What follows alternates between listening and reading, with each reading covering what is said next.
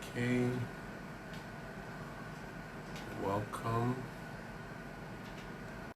Connect. Okay, we are connected live, and we are connected live. Yes, we are connected live. We are connected live. Okay, so I'm just going to give a few minutes and just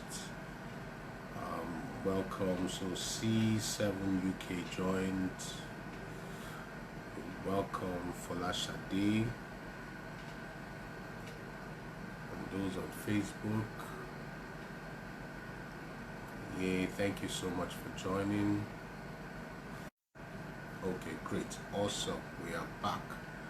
We are back. We are back. We are back. Okay, so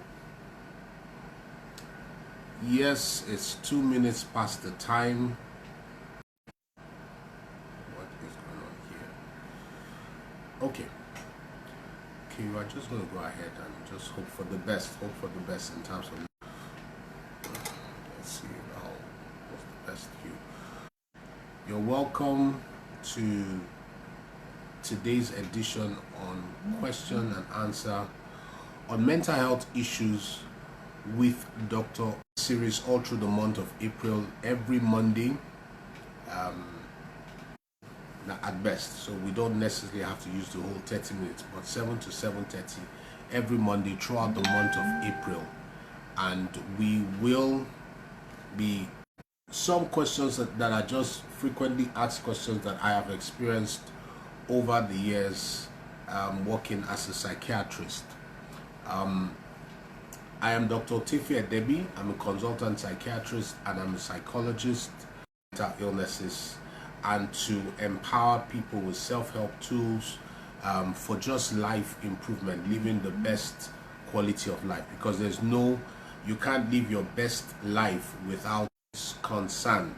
So this is brought to you by the Grace Hill Place Hospital, where we offer mental health services and addiction treatment services. It's located here in Lagos, Nigeria. So let's thank you everyone that has considered an interesting topic, something I would say has talk about this. So today we are going to be talking about what's the difference between narcissism and narcissistic personality disorder. Now, it's when we talk about narcissism or narcissistic personality, as the name implies, narcissistic personality disorder, we are talking about a personality issue. Now, when it issues, it's a bit tricky, bit sensitive. So yes, there may be the negative side of a personality, but there's also a positive side. So it's not all are just bad or wrong or evil. However, this is something I think everybody really needs to hear. So putting quickly out there, like establishing what a personality is. So your personality basically is just the way you think, it's your feelings, and basically your behavior. In other words, your personality kind of is like your internal compass that determines how you view yourself and how you view others. It's also kind of your internal compass that determines situation. So you will hear people say certain things like, oh, somebody worries a lot, someone gets easily scared. So or some people don't like social gatherings, they kind of avoid the internal compass that determines the emotional response, that determines how they view themselves. It's also that part of you that determines how you relate with other people. So some people are more all about your personality, and then it's also what determines how you control your behavior of your expression. That talks about your personality. So I'm just talking about watching on Facebook. I'm so sorry. For whatever reason, it's the network on my system just keeps going off and on, off and on. I really don't know why. So just bear with me. I am coming back. So that's about your personality. Now, when we talk about your personality, usually when we look at it from a mental health perspective, we say that your personality is age to your early adulthood. That's when we say your personality begins to form or begins to solidify. You say this is this person's personality, and it's kind of different from mental, even though it is listed under mental health. It is not necessarily like a mental illness like we know mental illness, because when it comes to your, it's like something you are known by. And I talked about it in terms of how you respond emotionally, how you control your behavior, in terms of how you relate with other people. It plays out. The network is so it begins to show in your late adolescence into your early type of personality, a particular type. When I put out the topic, someone said quite apt, for this generation, modern. I don't know. We live in a narcissistic system, So what is this narcissism? When you look at narcissism, so what I'm going to really do today of narcissism or narcissistic. So someone can be narcissistic or display some form of narcissism, but not necessarily have the personality disorder. And I'm going to explain what is the slight difference between being narcissistic and then having a narcissistic personality disorder. But let me just put this out there. Now, everyone who has a narcissistic personality, the name narcissism or narcissistic was gotten from a Greek mythology.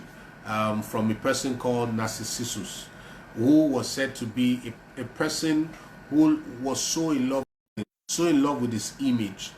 Story has it, the myth has it, that he went to drink water, and he was drinking water from the stream, but before he drank the water, he saw his image in the water. So, and as he bent down to drink the water, he see his image. So he moved backwards so he could constantly see his face. He was thirsty, but he was in awe of his handsomeness, and just kept looking at his image instead of drinking water. He just stayed there for days. I don't know, I'm now the one adding salt and curry into the story, but than drinking water. And eventually, okay, yes, why is the network so bad? It is raining in your area. No, why? Thank you for the feedback. I said it earlier that but well, possible. Those of us watching on Facebook, Instagram page, I think that one has been faithfully stable. That is I am PDoc. You can go to I am PDoc on Instagram if you can, and I think it's more stable there. So back to the story. So Narcissus just kept looking at his image, all of his handsomeness, and died of, well, some say the story ends by him dying of thirst, because instead of drinking water, he just ended up admiring himself. So what are the features of narcissism, or about the difference at the end of the day? I just want to really focus on who is one that displays some. So this is what you will see in somebody that has a narcissistic personality. Now, the thing is that when we talk about it, so a person that has a narcissistic personality or narcissistic traits, so it could either be a disorder or just traits, like you see the symptoms. So number one is that they have this grandiose sense of self-importance and are boastful and often pretentious. So they often talk about themselves in a very loud and in a very big way, that they kind of overestimate themselves. They may be gifted, don't get me wrong, they are gifted, they are good, sometimes they are good at what they do. Like the story of Narcissus, he was very handsome, but I mean, it wasn't that handsome to keep staring at his image. So the narcissistic person tends to kind of blow his prowess. If he's in a particular career, he kind of blows his trumpet so loud, and is like tries to create this larger than life, this overly gifted, this overly talented concept of himself, that he's a very, very important person. So that's the first thing, basically, and they can be, you know, that's the first thing you see. Another thing is that they are usually preoccupied with fantasies of unlimited success, you know, of power, of beauty, of intellectual brilliance. So you will hear a narcissistic person make statements like, okay, you know, I can't work for this kind of I can't work for this kind of amount, you know, I am what this, I am what that, I know my what. And they call really just fantasies in terms of what they will achieve and what they can achieve and how good they are. They just express those things, that I am so, you know, I'm so intelligent, you know, and they just drop words, you know, there, here and there, and all of that, displaying their brilliance and always talking about their brilliance. Another thing that they often do with number 3 is that they consider themselves special. They feel like they're a special breed, a special kind. The best thing maybe that has happened to that field or to humanity or to people. You know, they consider themselves very, very special. Now, another thing is they expect others to admire them. You know, they literally feel that people should look up to them and be inspired by them, or take like learn from me kind of attitude. You know, I have made it. They want to be admired, and they expect these people that admire them to offer them special services and favor. Like, I come into the room, you know, I feel like everything should stop just because I'm here right now, you know, or like you need to give me special treatment. I am not just your ordinary kind of person, you know, everything should just stop because I am present. So that's how the narcissistic person often thinks. Then the 5th one is that they feel so entitled to the best, like the world owes them, you know, and they seek to associate themselves with people of high status. So you will now, when you listen to, I want to say this, let me not jump the gun. They kind of like to just gravitate to people and maybe drop names. You know, this person is my friend, I'm connected in high places, have a high network, this is the class I roll with, and all of that and all of that. These things are not necessarily bad, but a narcissistic person tends to be that kind of person who feels like I deserve the best thing, I deserve to wear drives, to just live a certain kind of life and be associated with a certain class of people. Then number 6 is that now this is very important, they often exploit other people. So if you are in a relationship with somebody who is narcissistic, the person will exploit you. And I'm going to talk about the different types of narcissistic personality. They tend to exploit people. The 7th thing is that they do not seem to have very good capacity to empathize or show concern of other people's feelings. So they exploit you, and they kind of in simple words. So they are exploitative of others, and they don't empathize. They don't seem to be able to genuinely connect, like get and to them it doesn't. It's really not really like a bother. Now, in simple terms, it means they have a tendency to take advantage of other people. It's more like it's a bit transactional for them. So that's number 7. Now, it's important, I'm counting these numbers because I'm going to tell you something about the numbers. So I've said that they have a grandiose sense of self-importance and are boastful and pretentious. You know, number 2, they are preoccupied with fantasies of unlimited success, like larger than life kind of attitude. You know, number 3, they consider themselves very special, and number 4, kind of tied with number 3, they expect that people should offer them special services, attend to them with special favors. Everything should kind of stop. You know, they should be given that preference and that respect and all of that kind of thing. And number 5, they feel entitled to the best, and they often gravitate to people of high status, like, oh, I'm rolling with this group. That's how the narcissistic person likes to. So you will see the narcissistic person go to certain places to hang out with certain kind of people, because for him or her, that's how we roll. You know, status. It's always about the status. for them. Number 6 is that they exploit others. And then number 7 is that they don't have to empathize with other people, to like kind of show concern regarding other people's feeling. It's not one of their strong points. Number 8 is that they often envy the possessions and the achievements of other people. So a narcissistic person, yeah, he said, is this gaslighting? I mean, when they exploit people. Okay, you may need to kind of help me with that. I think I'm still struggling with what that word gaslighting is. Let me be sincere. So yes, but I guess maybe as I continue to explain, you will get it. You know, so I hope you get it, and then you can also ask your question. Thank you so much for the question. Please, I want the questions to come in. You know, they envy other people's possessions and achievements. So it's like for a narcissist, someone does. So a narcissist can buy a brand new car or a fantastic car, a super car, and then his or her friend buys a car, and then they kind of leave what they have achieved. They are constantly like envious of other people. What's this other person doing? You know, I want to do something bigger than this other person. It's constantly like it's like a competition, and close to that, their envy. They often think that others are also envious of them in the same way.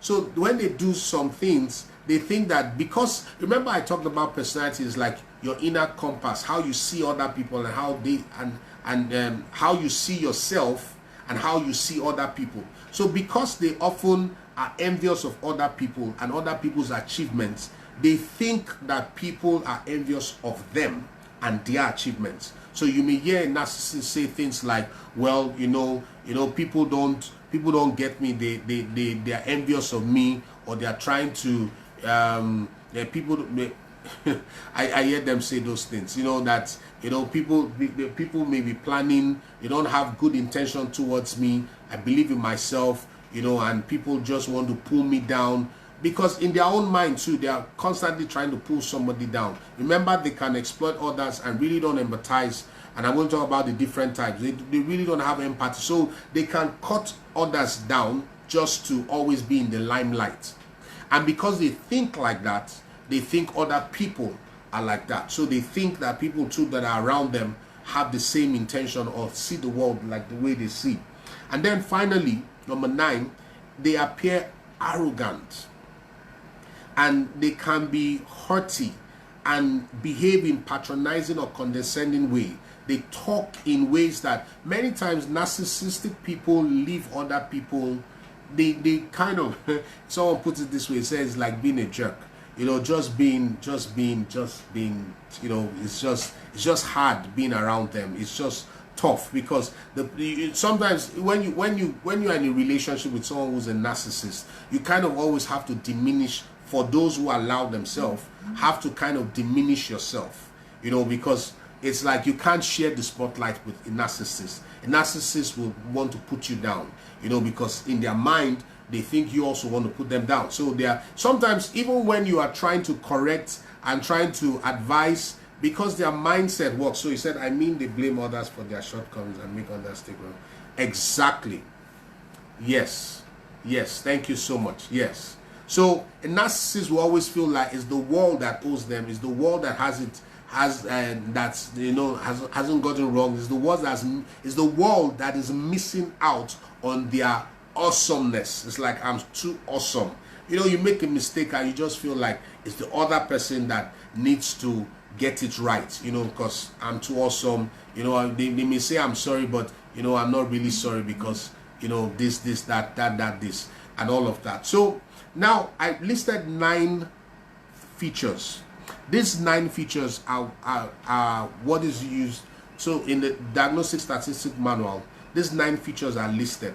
For you to be said to have some form of narcissistic personality disorder, you have to have at least 5 of them. Now, I will begin to tie it up.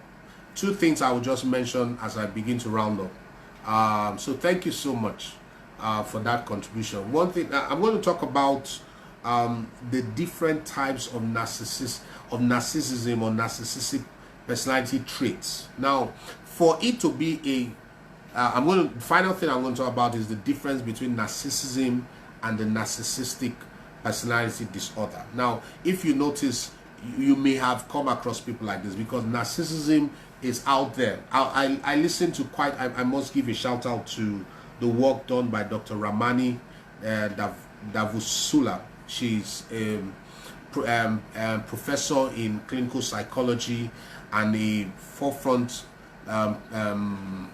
proponent, if I may use that word, in the treatment and in research of narcissism. She has so much work out there.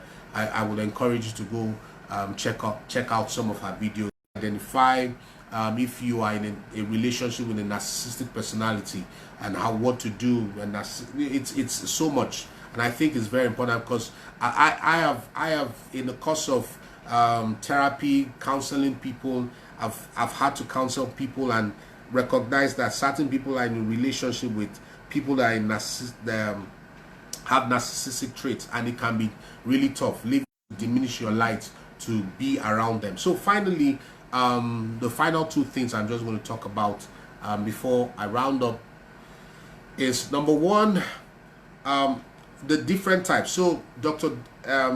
Ramani talked about this in one of her videos, and I found it has. So generally, narcissistic type, or what is called the classical type, and these 9 things that I wrote out, you will see them in the classical type. And then you have the what is called the vulnerable type of narcissism. Now each one, the grandiose type and the vulnerable type, I think in our own 4 types, she talked about 4 major types. They are actually under these 2 subtypes. So under the grandiose type, you have first what is called the classical narcissist. The classical narcissist that has all of these features. Now they have the classical narcissists, they have all of these features basically. No, when I say all of these features, doesn't mean they have all 9, but you see at least 9. You see at least 5 of them. One who gaslight does it knowingly, driving others crazy, but narcissist sees himself once it comes on, because that's quite important. That's from a colleague of mine, Isaac Olariwaju. He's a clinical psychologist. Is having what he's doing and enjoying doing it, and doesn't see anything wrong with it. Okay, so so you have the classical type. Then you have the type that's called the malignant or the toxic type. Now they have the same features like the grandiose type or the classical type, but it's a bit more mean, more ruthless, if I may use that word. You may see, let me tell you this. So you can have narcissists as CEOs, as great successful people, because when you look at some of these characteristics, people that just, they have to be in the spotlight, they cut down others, people have to diminish themselves to be in their presence, because they always have to be like the smartest one in the room, or the brightest one in the room, or talk about how sharp they are and all of that. So sometimes they are out there, they are doing classical things. But the malignant type of narcissism is the type that is may do some really, remember one of their not so strong point is the lack of empathy for other people. So they can cut down other people and not really feel like they've done anything big. So that's the malignant type. And then you have the grandiose or the classical type. But the 2 others I find very interesting that I want to mention is something called the vulnerable type, or otherwise called the covert narcissist. The covert narcissist, the word covert means secret narcissist. So this person is a narcissist, but you may not pick it easily, because unlike the other person who is very profound and very loud, the covert narcissist can be more like reserved, may just drop in things like they act. There are some classical things about them. They feel like the world never got their greatness. Like, I am too much. The world doesn't get me. I'm like light years ahead of my time. I'm not in the limelight because the world doesn't really get me. The world doesn't really get me like that. They also feel like of course they lack empathy. They have all the features and all of that. I'm just trying to picture someone in my head as I'm sharing this. And sometimes the covert guy or the covert girl narcissist may also have some form of depression, may struggle with some form of depression, because they always have these great ideas they are planning, this great music they want to release, this great play they want to write, but just often just feel like, oh, the world doesn't get it. You know, the world doesn't get my talent, my skill, what I'm bringing to the table. So they may fail to start out, and because of that, sometimes not getting achieving what they want to achieve, they may have some form of it may look as if they are experiencing depression. It may look as if they're experiencing depression, you know. And the thing is this, many people sometimes may mistake that and then want to be like, oh, help them out, and feel like, oh, let's help you, but those, when you, I was talking with someone yesterday, and I said, what you people are doing, you are enabling this character. I mean, this person is painting highfalutin dreams. I'm going to do this, I'm going to do that, but can you give me this amount of money? And then you support him, and even though he has this high, I can't work for anybody kind of attitude, you know, I'm larger than life, I'm too big to work for anybody, because I know my worth, I know how much I bring to the table, I move at my pace, I'm too good, I can't allow any. It sounds good at first, but people then feel like, oh, maybe the person is misunderstood. So some people tolerate them, you know, some people tolerate them, but it can be quite annoying, because they also have a very strong sense of entitlement, like the world owes me, you know. And the sad part is that, as entitled as they may come across, and arrogant that they may come across, without even knowing, sometimes they come across like that, many times they also they're ungrateful. So you may bend over backward for this person. You may bend over backward for this person, and the person may not necessarily even really appreciate or acknowledge. May even say something like, what have you done that nobody else has done? Then what have you done that you are not supposed to do? You know, it's you are supposed to do it for me. That's, you know, they may come across like that. Then finally, she talked about something called the communal narcissist. So the communal narcissist is the type, that person that likes to volunteer. That's how she described it. That's Dr. Ramani.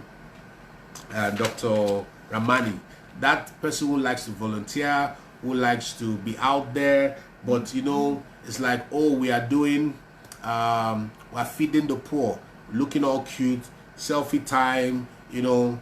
It has to be, the person has to always be in the limelight, even though it looks like, oh, I'm helping the community and all of that, I'm making a difference, you know. But, and then she said something that I'll just leave here. Now this is I'm not an expert on narcissism, but I feel that listening to this expert and sharing this knowledge is very important. Now the thing about the narcissist, the communal narcissist, is that it can be very kind to the person that they are offering help and snapping picture and showing that I'm helping the poor, but very nasty to those who work closely with them. So it's like, I'm in the limelight, I'm looking all glamorous, all nice, all kind, even weeping, you know, and the video must be on them, like, video me weeping, holding the child.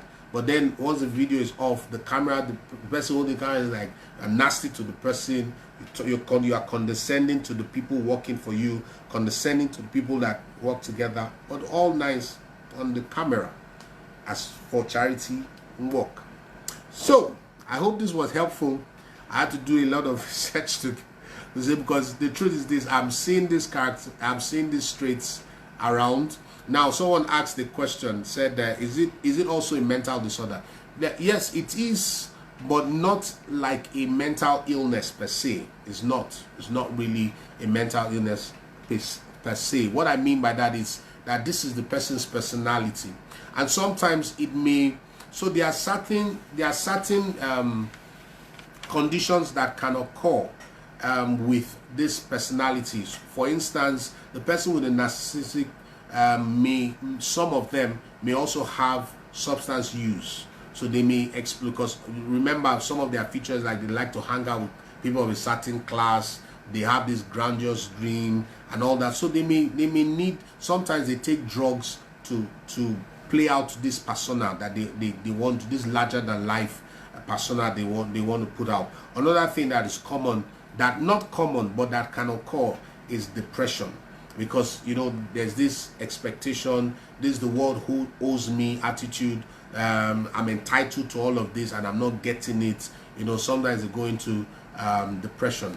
And then also what I have seen also is that sometimes it can occur, some people with it's not a cause, please, I want to stress this, it's not a cause of bipolar, but if it occurs with bipolar, sometimes you are confused, where do we draw the line between the grandiosity that comes in bipolar and the grandiosity that is present in the narcissist. So finally, I hope this was helpful. See someone laughing at finally, on the narcissist, how do you differentiate? So narcissism, it's like a state that encapsulates everything. But for you to say someone has a narcissistic personality disorder, it has to meet at least, it meets the original general criteria, which is 5 of these features that I've mentioned. But in addition to that, it also kind of have to affect the person's occupational functioning, and also has to affect the person's social functioning, so much so that it begins to cause some form of distress and the person acknowledges it. So if the person acknowledges that it is causing distress, now so I talked about people in today's world where it's like I succeed at all costs, stay in the limelight, do all that it takes, really don't care about other people, all that kind of thing. That's narcissism. But to say the person has a narcissistic personality, first they has to have at least 5 of these symptoms. That has to be present, and it also has to affect the person. It has to play out not just in the workplace, but play out in more than one scenario. So it could play out in the family relationship, it could play out in the workplace relationships. It should play out in more than one setting, not just one setting. So you can't say someone is a bull at the workplace, but after the workplace, after all that is said and done, gets into the family and doesn't rub off that way, doesn't use people. And finally, I just want to add this because I think this is important. The one way a narcissist also comes across, finally, is they come across as people who are transactional in their relationship. So a narcissist too can come out across as a very kind person, can come across as a very nice person, as a very gentle person, as a very wonderful person. But usually they do all of that when they are trying to just get something from you. So because it's not like you would, when you meet a narcissist, you just know, like, oh, you see the features. Sometimes it takes time to actually watch out and see all these things that these characteristics that they mentioned seem to be in this person, because they are very transactional in their relationship. They are very superficial. It's like, okay, even hanging out with a class of people is for what we can get.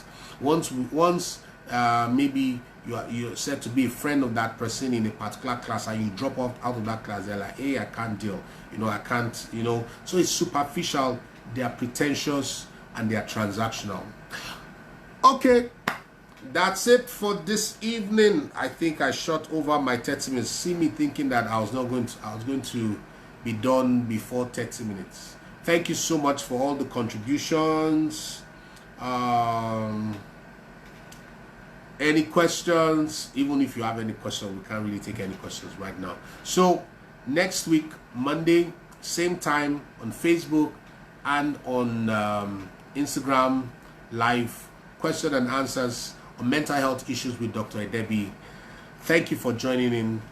I had a fantastic time. I enjoyed myself. I really did. I hope someone else out there was informed, and maybe one day we'll come back and talk about how to deal if you are in a narcissistic situation or a relationship that has this trait. How do I deal with that kind of person? Or how, even if I identify that I am narcissistic, what do I begin to do? So it's not just about pointing fingers. Sometimes you may not even know that you are narcissistic. Thank you so much. Thank you, Roy, my look-alike from back in university days, classmate of mine, Dr. Roy. Thank you, Folashade. Thank you. Thank you. So Kams, thank you so much for joining in. And bye for now. Bye from me and bye for now.